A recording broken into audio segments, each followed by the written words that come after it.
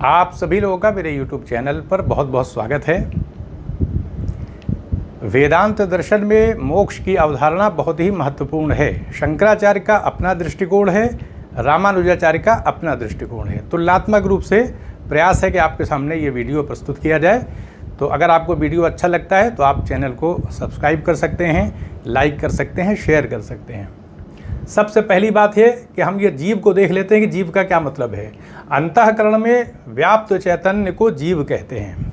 अंतःकरण में व्याप्त चैतन्य को जीव कहते हैं। इसका मतलब क्या है कि आत्मा के बारे में अगर हम विचार करें तो आत्मा ही ब्रह्म है, ऐसा कहा जाता है। ब्रह्म आत्मा ये शब्द तो दो हैं, लेकिन अर्थ वही है। आत्मा इसलिए कह दिया जाता है, वास्तविक रूप से शंकराचार्य के हिसाब से अद्वैतवाद की स्थिति है, एकमात्र ब्रह्म की ही सत्ता है।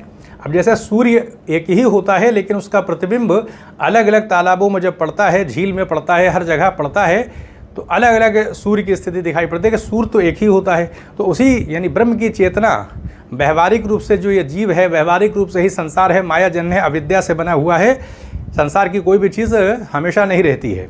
तो ये व्यवहारिक जो संसार है उसमें जो जीव की सत्ता है, यानी ये जो हमारा भौतिक तत्वों से बना हुआ शरीर है, इसी के अंदर आत्मा जो है उसकी अभिव्यक्ति हो जाती है।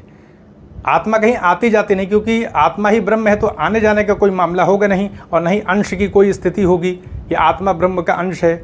जब आत्मा ही ब्रह्म है तो फिर अंश की कोई बात तो होगी नहीं, कह दिया जाता है व्यवहारिक दृष्टि से। इस आधार पर वही एक चेतना जो ब्रह्म की है, जब वो जीव में अभिव्यक्त हो जाती है, अंतःकरण में व्याप्त हो जाती है, तो उसी को क्या कहते हैं हम? जीव कहते हैं। तो इसका अर्थ है जीव का मतलब क्या हुआ कि भौतिक और अभौतिक तत्वों का मेल है जीव, यानी इसमें भौतिक पक्ष भी है और अभौतिक पक्ष यानी चेतना का पक्ष भी है।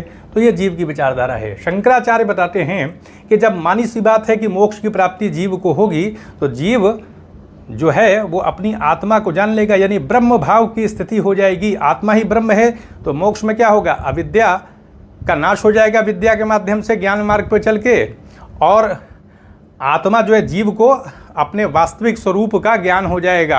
यानी जीव को ये पता चल जाएगा कि उसका वास्तविक स्वरूप चेतना है, आत्मा है, ये उसको ज्ञान हो जाएगा। और जो शरीर है वो तो व्यवहारिक रूप से ही सत्य है, भौतिक तत्वों के मेल से बना हुआ शरीर है ये, और व्यवहारिक रूप से ही जड़ पदार्थों की सत्ता रहती है। उसको विवर्त बताया है, प्रतिबिंबात्मक स्थिति है। तो इस आधार पर अगर हम देखें कि अज्ञान का जब नाश हो जाएगा, अविद्या का जब नाश हो जाएगा, तब जीव को आत्मा का ज्ञान हो जाएगा, ब्रह्म साक्षात्कार की अवस्था हो जाएगी, और नित्य प्राप्ति की ही प्राप्ति जीव को हो जाएगी। यानी नित्य प्राप्ति का मतलब क्या है कि हमेशा से आत्मा को मोक्ष की अवस्था उपलब्ध है, क्योंकि आत्मा ही ब्रह्म है। तो आत्मा कह लें या ब्रह्म कह लें, बंधन की अवस्था ना तो आत्मा को हो सकती है ना ब्रह्म को हो सकती है। ये तो अंतःकरण में व्याप्त चैतन्य को जीव कहते हो, ये जीव बंधनग्रस्त होता है ये। तो जब अविद्या का नाश हो जाएगा और जीव अपने वास्तविक स्वरूप को यानी आत्मा को जान लेगा कि वही ब्रह्म है, तत्त्वमसि की बात आ रही है, हम ब्रह्मास्मि की बात आ रही है। तो जब ये स्थिति प्राप्त हो जाएगी तो ब्रह्म भाव की स्थिति हो जाएगी। तो जैसे ही ज्ञान प्राप्ति होगी, अविद्या का नाश होगा विद्या के माध्यम से, वैसे ही मोक्ष की प्राप्ति हो जाएगी। इसलिए शंकराचार्य सद्यः प्राप्ति की बात करते हैं, यानी मोक्ष के संबंध में जैसे ही ज्ञान होगा वैसे ही मोक्ष की उपलब्धता हो जाएगी, और नित्य प्राप्ति की प्राप्ति है, क्योंकि आत्मा तो कभी बंधनग्रस्त होती ही नहीं है। बंधन की अवस्था तो जीव को होती है। तो ये हमने देख लिया शंकराचार्य के हिसाब से ब्रह्म भाव की स्थिति है, नित्य प्राप्ति की प्राप्ति होगी, ब्रह्म साक्षात्कार ही होगा, और जीव को अपने यथार्थ स्वरूप यानी आत्मा का ज्ञान हो जाएगा। और इस प्रकार से हम देखें तो शंकराचार्य दो प्रकार से मोक्ष की बात करते हैं। जीवन मुक्ति की बात करते हैं, संसार में रहते हुए भी कुछ लोग आत्म साक्षात्कार की अवस्था को प्राप्त कर लेते हैं ज्ञान मार्ग पर चलते हुए, और विदेह मुक्ति भी जब शरीर हमारा नष्ट हो जाता है। तो दो अवस्था शंकराचार्य के हिसाब से है।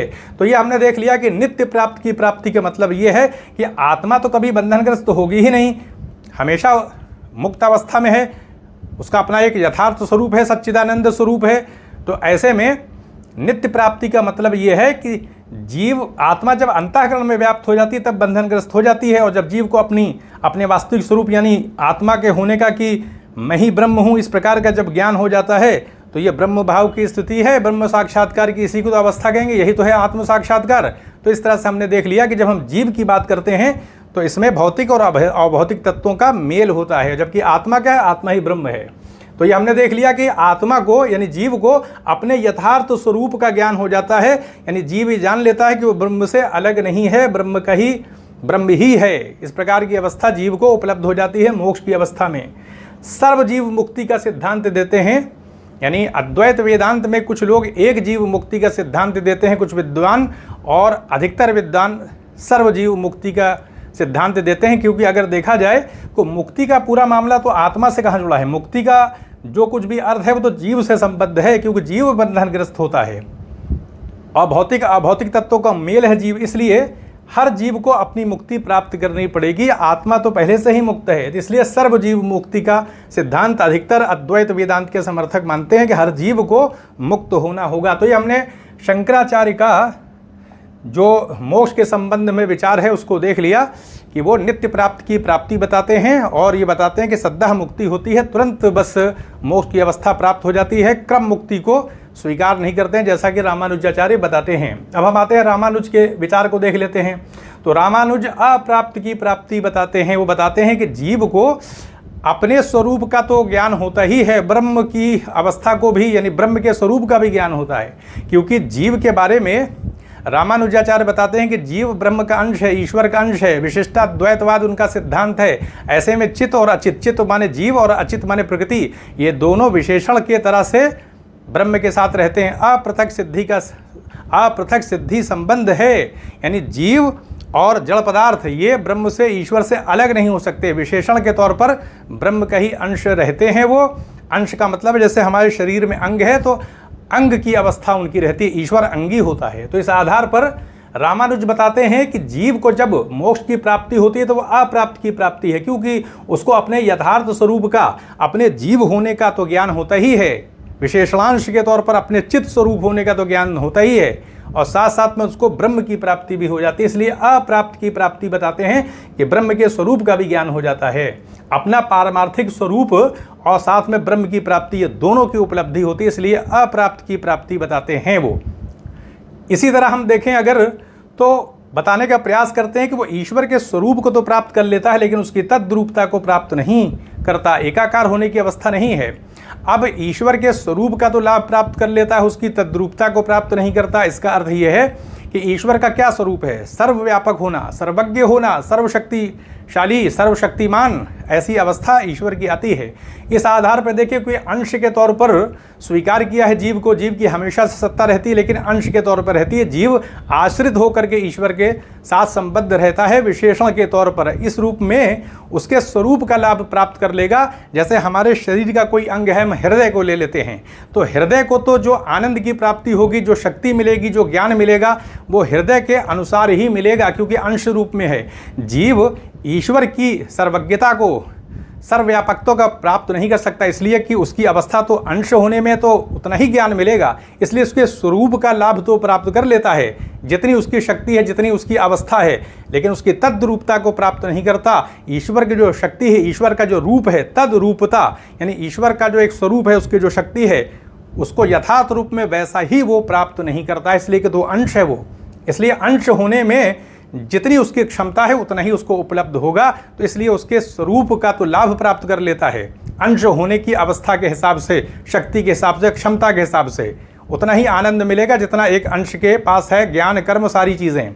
लेकिन उसकी तद्रूपता को, यानी ईश्वर के जैसा हो जाना, उस अवस्था को प्राप्त नहीं कर सकता, इसलिए कि वो तो अंश है।